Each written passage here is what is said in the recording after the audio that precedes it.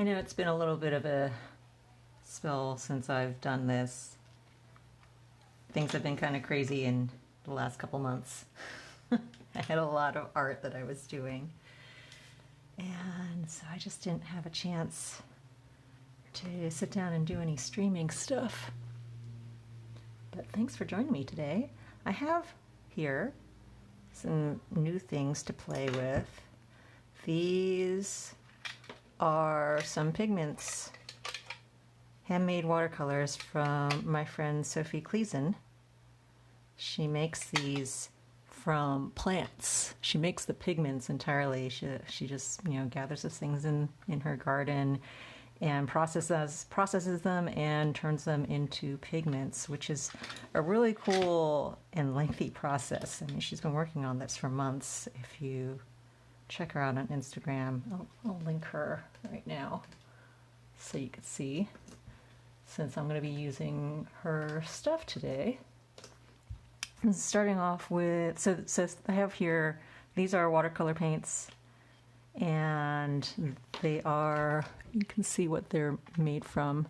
So there's paprika for the pink, there's red cabbage, which makes this blue, oak for this brown over here, althea, I'm not sure what that is, I think maybe a flower, and elderberry leaf, which creates this kind of greenish yellow, and then a couple of other little things here.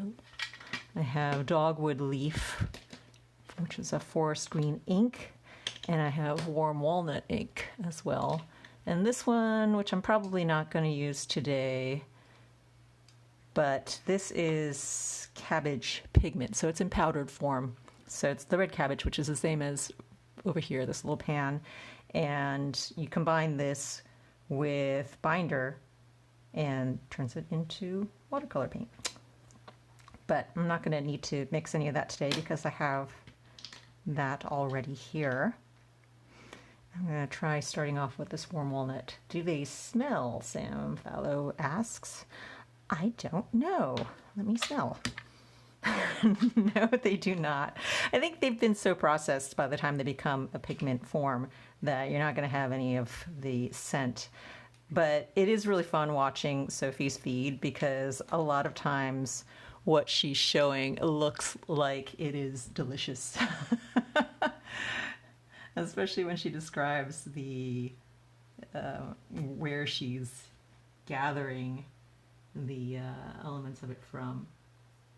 So I'm starting off with this warm walnut ink. Let me zoom in. I have this little fox that I've sketched out ahead of time.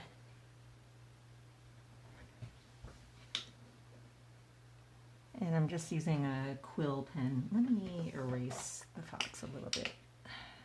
So these pigments are very delicately colored.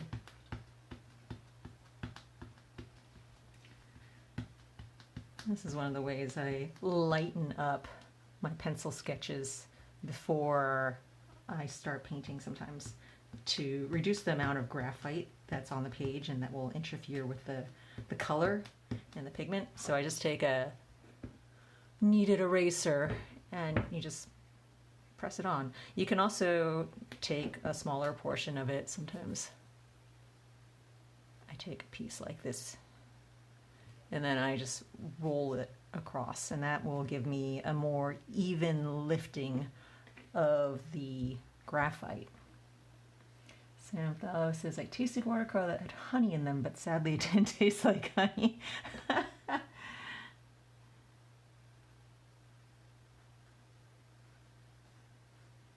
I think you're better off just going straight for the honey instead. There's a watercolor I've seen on Jackson's made from plants, but it's very expensive. Yeah, what was, I'm trying to think. Creamer Pigment also used, I don't know if they still do, they definitely used to make plant-based pigments, and in fact, that was my first introduction to plant-based pigments via Sophie, actually. So she's the one that made these current pigments and paints that I'm working with today. She actually introduced me to that whole line of pigments that was from Creamer. I don't think Creamer makes them anymore. I'm not positive. But Sophie does a lot of illuminated manuscript work, and so she creates these pigments for her own usage in that kind of work.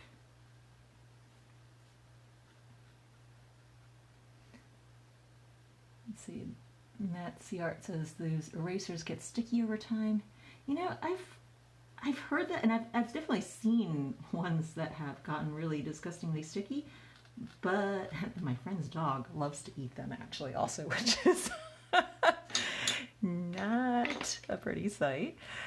She has to scrabble under the table when they drop because her little dog will go after them. But mine, I don't know what it is. I've used this one for quite some time and it's still in good form.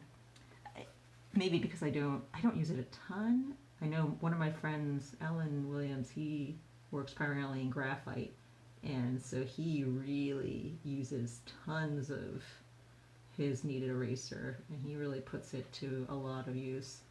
And it gets black over time because it's just so loaded down with graphite powder. But my usage of it is fairly limited. As you saw, this sketch wasn't terribly dark to begin with, and I just roll my eraser over it to pick up a little bit of the excess. And so I'm not using it to really erase thick, dark patches of graphite. Now, if I worked with graphite more and used it as my entire medium, where it was a heavy element in the shading and in the rendering of the piece, then that might be a different matter. But as a watercolorist, no, mine doesn't really get too bad.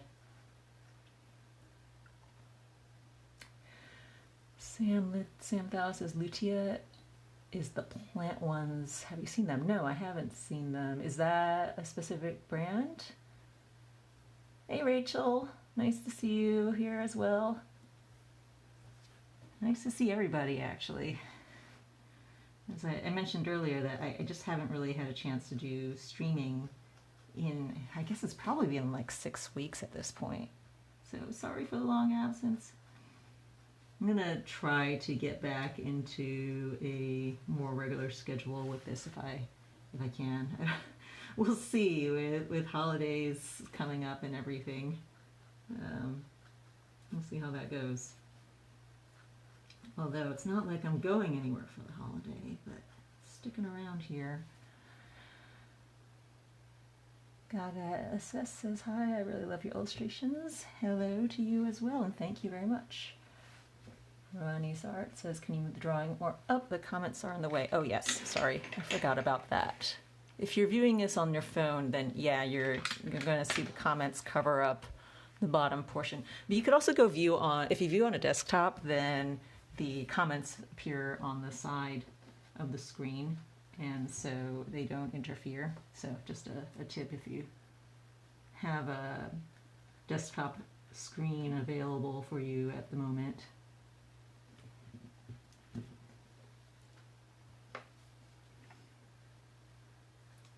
Is this better up here? I've been meaning to try switching over to Twitch, but I still haven't. See, there's so many things that I want to do. I haven't got around to figuring out that interface and it's set up as well. Do I use microns or brush pens or just dip pen? This is just a dip pen. It's just a quill dip pen that I've got right now, which I was using plenty of all through October doing all my ink drawings.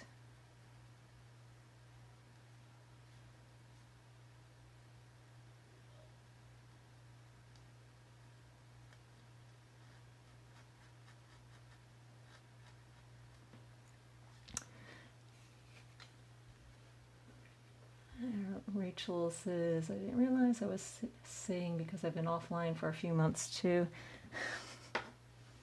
Yes, well, welcome back as well then.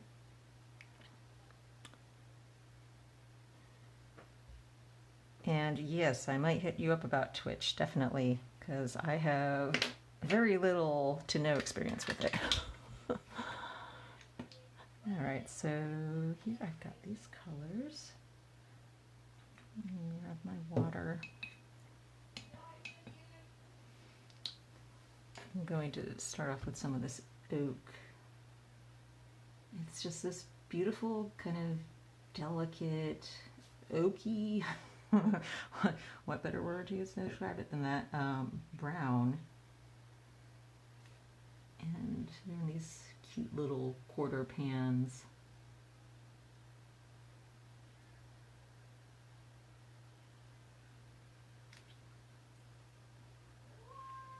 And the brush I am using is one of the handmade brushes of Tracy Lebenzon. Let me link that as well.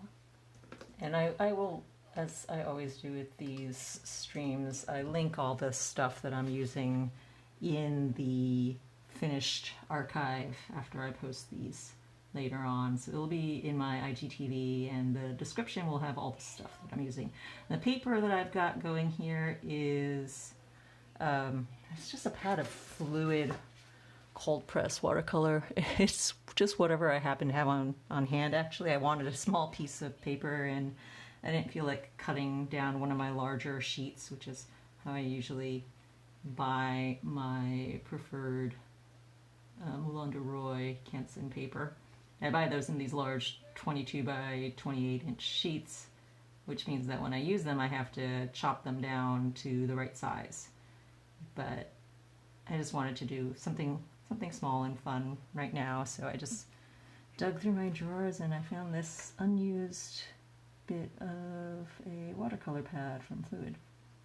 Oh yeah, I forgot to mention, if you ever do grab any of Tracy's brushes, if you use Stephanie as a code, he gives you a 10% discount on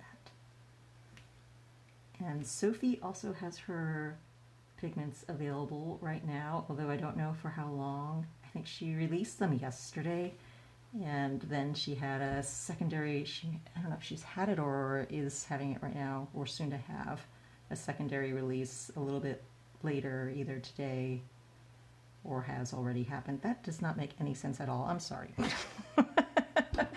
But you can check for that also. So these are a very recent offering that she has just started producing for other people, because up until now she had just been creating them for herself. So it's kind of a cool and nifty thing. And some of them are so cute. She has the pigments in like little walnut shells and acorns and things.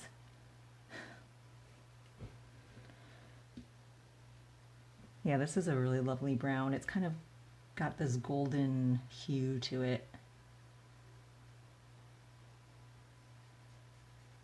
But, you know, as I mentioned before, they're not super dark. It's a very delicate, light color.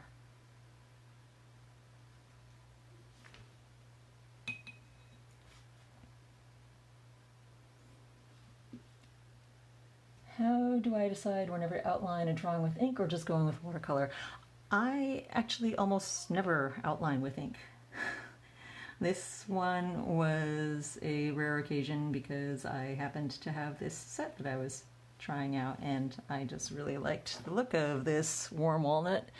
And I've also just come off of October, where I was doing a ton of inking, so yeah, a combination of those things made me decide to go for it this time. But normally I don't. I mostly just work either watercolor, or for the ink drawings that I do, those are entirely ink. Although in a way they're kind of ink paintings because I use brush pens for the entirety of those creations. Let me see if I have any on hand here still. Most of the October things got snapped up, but I have a couple in my drawer. Okay, so this is an example. So this is an ink drawing. It is done entirely with, it is done with pens for the most part, and I do use brush work, but it's in the form of brush pens, so I don't I'm not like dipping and grabbing colors, so I'm sticking to sort of these monochrome type of color schemes or areas with it. Anyway, so that's, yeah, so mostly I do like that, or in this case, you know, like I said, this is kind of a rare thing. Most of the time I just do straight up watercolor. It's my primary mode of working. Let's see, what else have I missed? Sorry, I missed a lot of these comments here, so I'm scrolling up to see. Laura Abjoin says, glad you did this on Instagram. I've been eyeballing your artwork for a long time, but now we're discovering your art on Pinterest. Thank you so much. Sam Fowler says, are they discontinuing Moulin de Roy? Because I've seen it online and the cover design has changed. Yes, they are. And people are always asking me, what's your favorite paper? And I say Moulin de Roy. I snagged a lot of it when I found out that they were discontinuing it.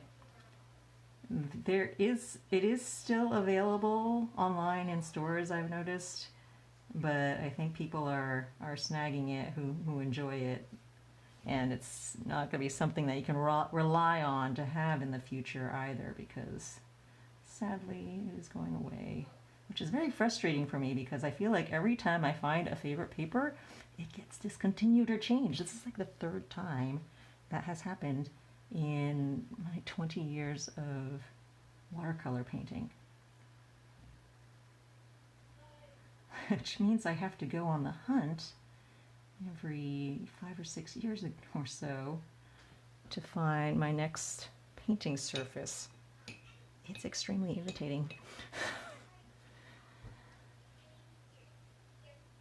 Will the colors turn brown over time with them being plant-based, says Sam?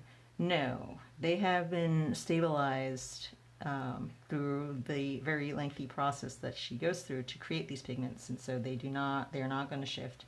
She has a full fact on her website about them, and she's done some light fast testing and just seeing, you know, how they react over time, and her results have been good. So you can check that out on her site.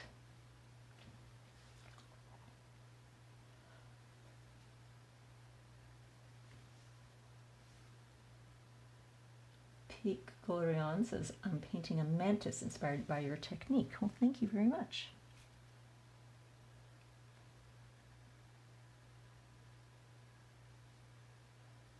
I'm using the elderberry leaf for these leaves over here. Elderberry is such an awesome plant. It has so many colors that you can create out of it. One of my favorite pigments that I used to get from Creamer before they discontinued during their plant pigments. I think they discontinued. I'm saying this, but I don't actually know if they do. I just haven't bought it in a long time. But one of my favorite colors that I used to use from them was an elderberry purple, which was this gorgeous separating purpley blue color. And here, this is made from apparently elderberry leaf. So you can get this wide range of colors all from one plant, which is pretty nifty.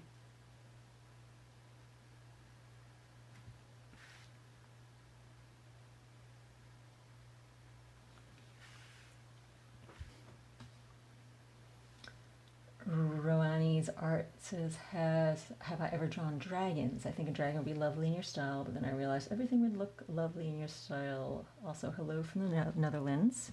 Hello back. And yes, I have drawn many, many dragons in my time. I started off my career as a fantasy illustrator, and I was doing a lot of artwork for role-playing games and that crowd of people, role players in general, and so there were a lot of dragons involved, and there still are a lot of dragons involved. My dragons tend to have more of the Eastern Asian look to them, just because that's how I prefer. But I have drawn and painted dragons of all sorts over the years. can check out my website if you haven't seen it before. It's shadowscapes.com. There's the link.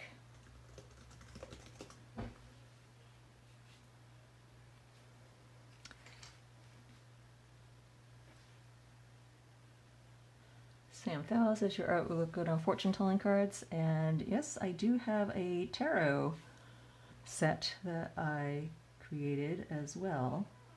That's been around now for over 10 years at this point. But it is the Shadowscapes Tarot, and you can find that in most you can find that online pretty easily. It's still in production, still in print. So I did that. I did that back in 2008, I think, was when the tarot set came out. I'd been working on it from about 2004 onward. It was a project that took 3.5 years to complete the paintings for. So there's 78 cards. And yeah, so it took me 3.5 years to create all the 78 pieces of artwork for that.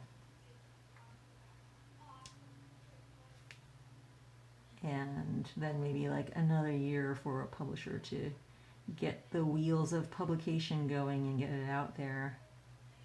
Because that's the other thing. When you do things for publication, you think you're done and you can just see it out in the world when you're finished. But no, it takes like another year, and it's so hard to wait. Because the publishers have to get it out there, and they have to get the marketing team onto things. There's a little bit more immediate satisfaction when you do self-publishing and just put things out yourself, and you don't have to wait like that. Or if you do, your time is so busy scrabbling around that you don't have the bandwidth to be wondering, when is it going to be released?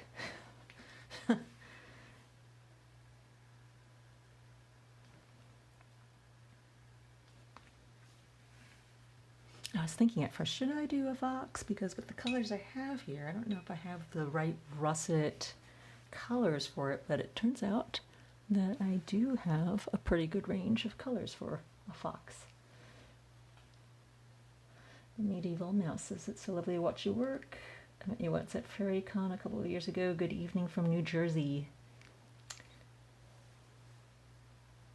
And greetings from the Lake District. Watercolor Anna says, can I speak any other languages? Sam Fallow asks. Yes, my first language actually was Chinese. I was born in the US, but my family came here. My parents came here when they were in their late teens.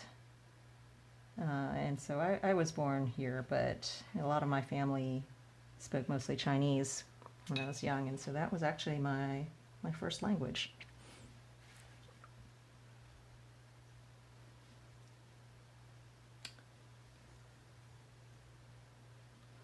My brush is awesome. It looks like a pencil. Watercolor Anna says, yeah, I love these. They are Tracy Levinzon's handmade brushes. They're nice and lightweight, and the points are great. This is a synthetic, and like one of my complaints with synthetics frequently is that the brush tip tends to get hooked over time, and like the bristles kind of bend. But I've been using this one for months now, and a good number of paintings, and I'm not experiencing that hooked behavior. So yeah, I recommend these. I'll link it again later in the end when I post this into my IGTV, so you'll see the link there. But yeah, Tracy Levinzon Paintbrushes is his Instagram.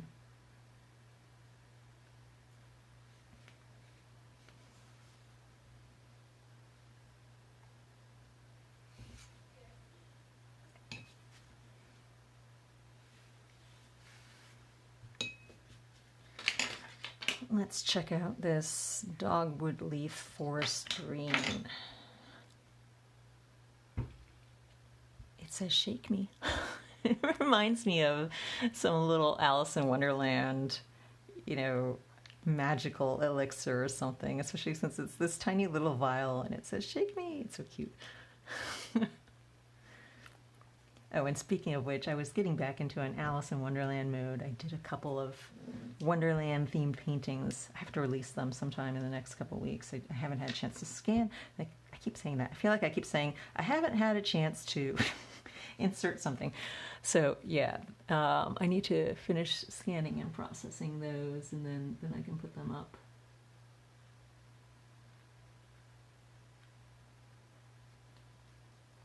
So this is a lovely muted golden brown greenish color, which goes so well with everything else that I have here currently.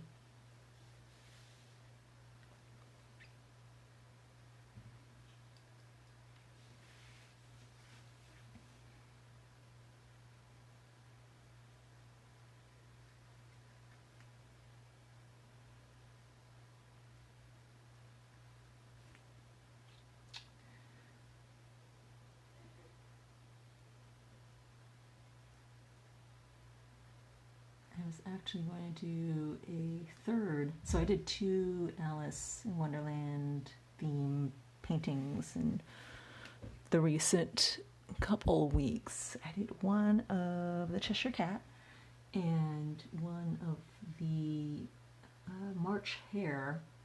And I was actually thinking to do a third piece before sort of releasing them as a set. What's your favorite character that you might like to see me paint? I've done Alice before. I mean, I'm not averse to doing another painting of her, because who doesn't love to? And I've also done the Red Queen and the White Queen. Not that this voids using them again for another piece, but does anyone have any favorites that you'd like to toss out there for consideration? Ooh, I like this for little grassy bits here.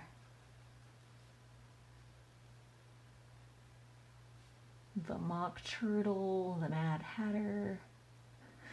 I was thinking of the Dormouse also, maybe, in a little teapot.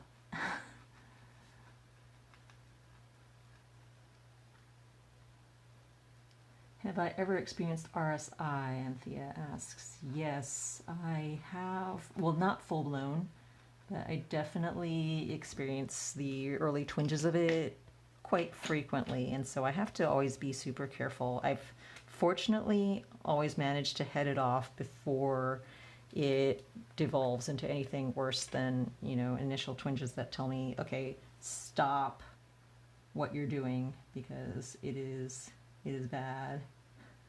And so yeah, I used to, well, before I switched over to art full time, I did do software programming for about 3 years professionally and in school. And especially during that time, I was experiencing a lot of occasional warning signs of RSI.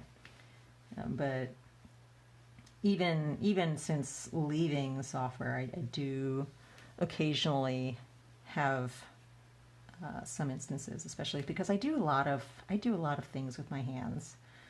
I'm always kind of doing crafty things, and the other activity that I engage in that is kind of dangerous on that front is knitting, because it's a lot of repetitive motions, you know, where you're kind of doing thousands of stitches. So I'm just dotting in some of the cabbage blue into here, letting that spread.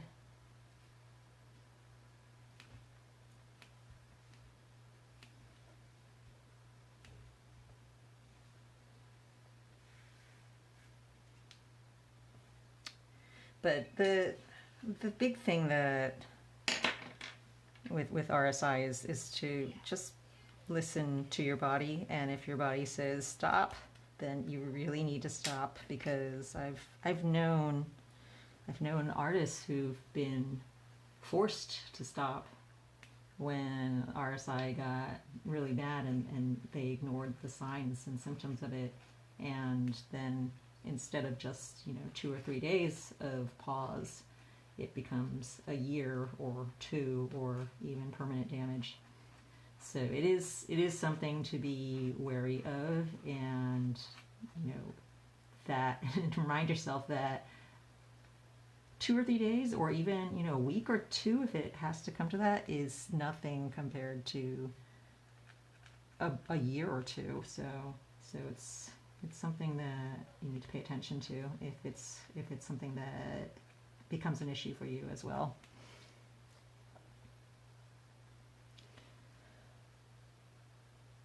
Any advice for painting a more fantasy-looking watercolor instead of a realistic one? Stylization of elements. So I guess instead of looking at the thing that you're trying to paint and rendering all the exact details and shade and lighting as you see them, to instead think of the shapes and the colors that you see in front of you, and to isolate those and pull them out into segments that you can then treat with your imagination rather than realism. But if you're talking also about just conceptually, well, I get a lot of inspiration from stories, from mythology and folklore. That's always been a real core inspiration and point where I start to create my ideas from. And so, yeah, again, turning away a little bit from reality. Like, a base in reality is very important, and skills, drawing from life, is always a really critical element in being successful in your painting. But also knowing when to diverge from that, and knowing when to pull elements out from your imagination is important. Let's see what other suggestions there are here. They're being tossed out for Wonderland themed things. The Mad Hatter, the Caterpillar. Oh yeah, the Caterpillar. That was one that was scoring high on my possible list, I think.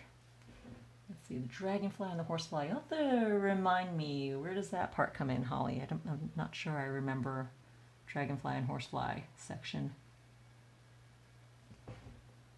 Tweedledee and Tweedledum, the Walrus, oh yeah, and the Jabberwock.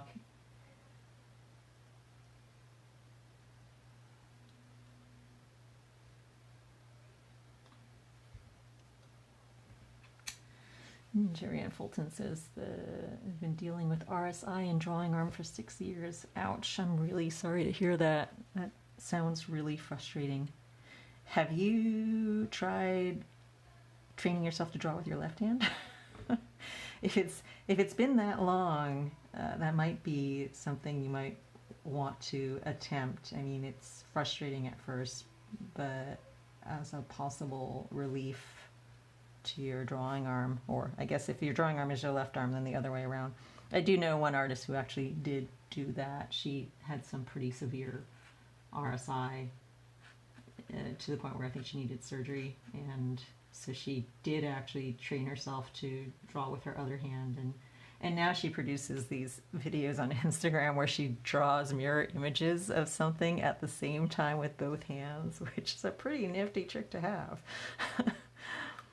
I remember when I was in high school, I used to get bored sometimes in my classes, and so I would start to take notes using my left hand, and it was really shaky at first, but I actually got fairly good at it. But then I let it fall by the wayside. once I didn't have boring classes to sit through, I stopped being incentivized to doodle with my left hand. I kind of wish I hadn't.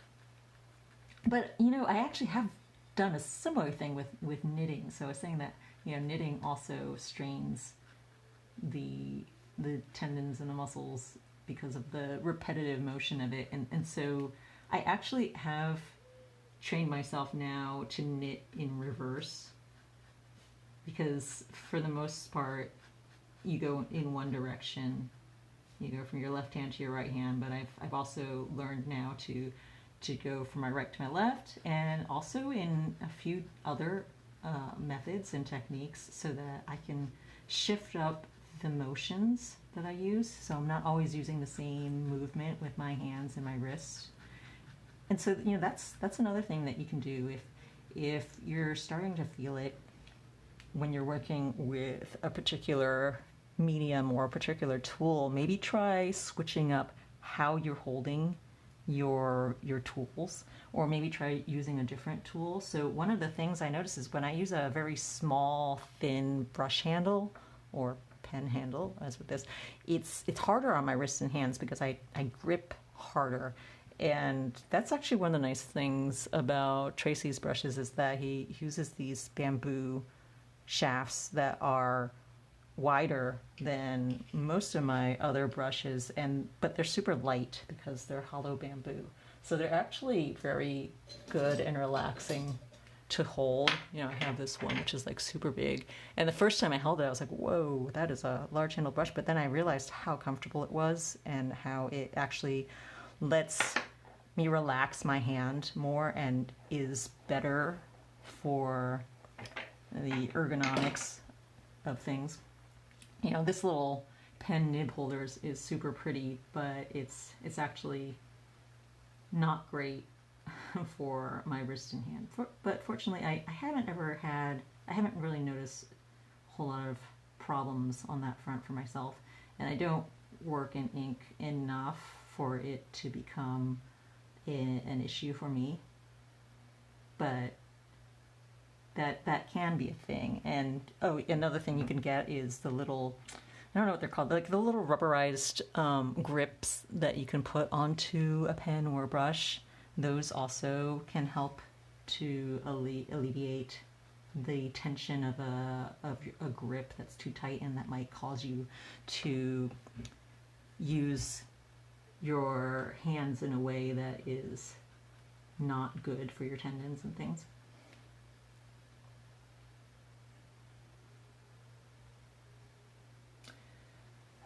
Painting with either hand feels the same to me, says Sam. You're lucky. So you're naturally ambidextrous then? That's pretty cool.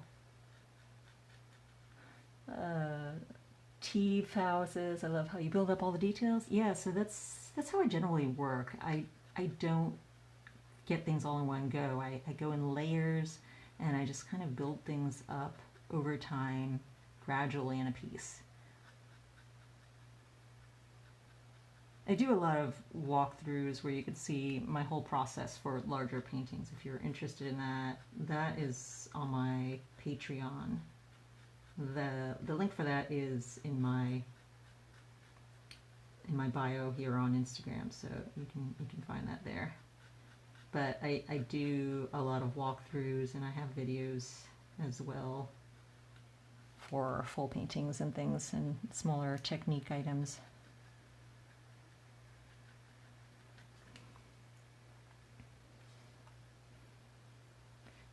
Holly says, Dragonfly and Horsefly are mentioned when Alice meets the talking flowers. Oh, okay. Now I do remember that. So that's in Through the Looking Glass then, right? Yeah, the talking flowers scene is one of my favorites. So I burnt some stuff in my toaster oven earlier today, and I can't tell if what I'm smelling. Oh, it is this warm walnut. I thought it was the toast this whole time. So yeah, this warm walnut has kind of a delicious toasty smell to it. And here I was thinking that it was from my toaster oven. And I realized after the third time when I was uncapping this warm walnut and I could sense that smell again, I realized, oh, it's not from the kitchen. It's from right here in front of me.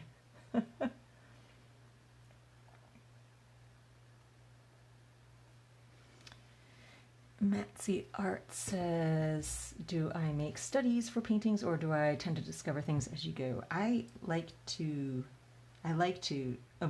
discover things as I go, but it's definitely a combination, especially when I'm working with larger scale pieces. You know, something like this, which is fairly small, there was virtually no planning involved aside from the fox sketch, which you saw me start off with in the beginning. But if I'm going to do a major painting, then yeah, I like to have a plan of where I'm going to go. But that plan does not mean that I decide everything, you know, all the details right up front. It means that I figure out my composition and I figure out the main focus, and I get some kind of idea in the back of my brain at least about what color scheme I want to go with, but sometimes not even that. You know, sometimes I just wing it and figure out as I go. But the most important thing though is composition.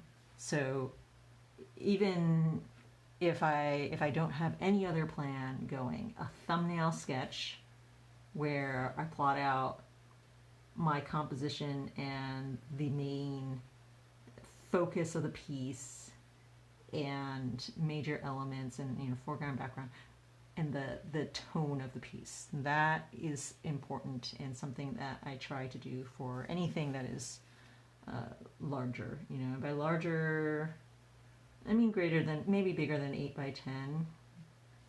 But even for something like 8 by 10, I do sometimes do some kind of plotting like that. But this is talking about the bigger elements in the piece, right?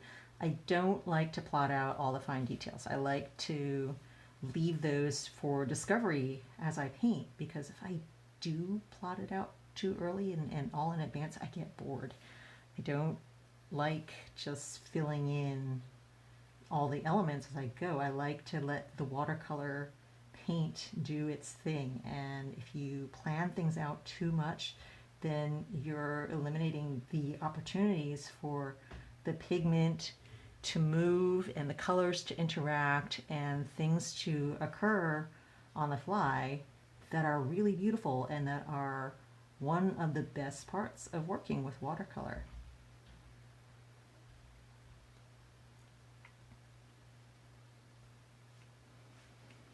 Do I have any advice for artistic block? My advice for that is, so I think that when artistic block hits, then it builds up, and you know, you start off with not being able to figure out what you want to do, and then it becomes this looming thing, and there's this expectation that you have to make something good once you do pick up your brush and start painting.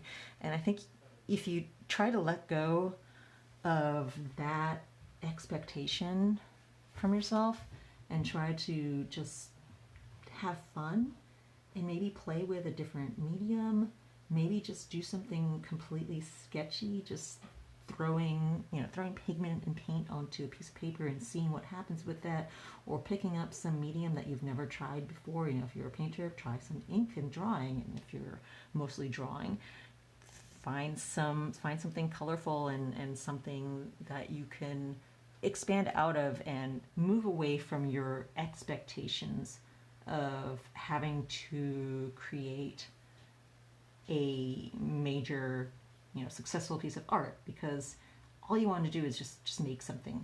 And you'll find that as you start making things that you get more ideas, because you see something on the page, and then, or at least this is how it works for me, you know, I see something on the page and that kind of sparks something in me that says, oh, I want to explore that some more. I want to do something with the beginnings of a concept that I see there. And I don't get there without that kind of art play, is what I call it. You know, you have to play with your materials and play with the paper and the stuff in front of you to have that opportunity.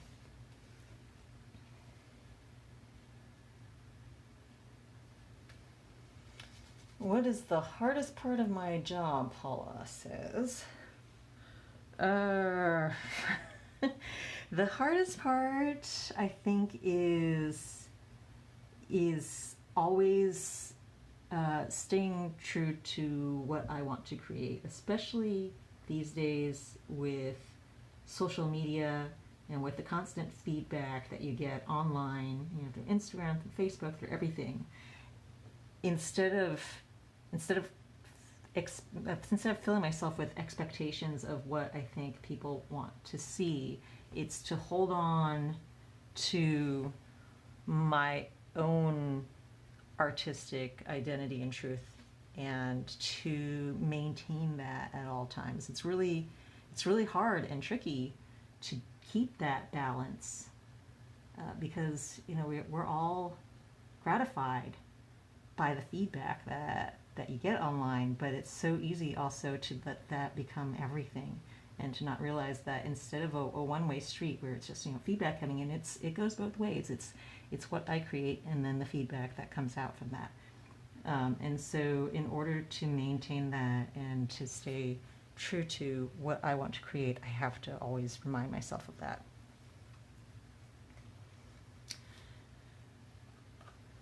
All right, I think I'm done with this little fox.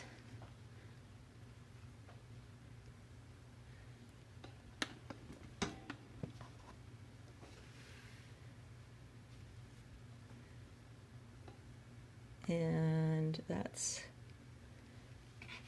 those again were created using Sophie Klesen's gorgeous pigments. And they're all plant-based ones. And a couple of Tracy Lebenson's brushes. And that was a lot of fun. Thanks everyone for joining me for this. And hopefully I can return to a more regular schedule with doing these streamings. I don't know when I'll be coming on next, because, as I said, right now it's a little bit erratic.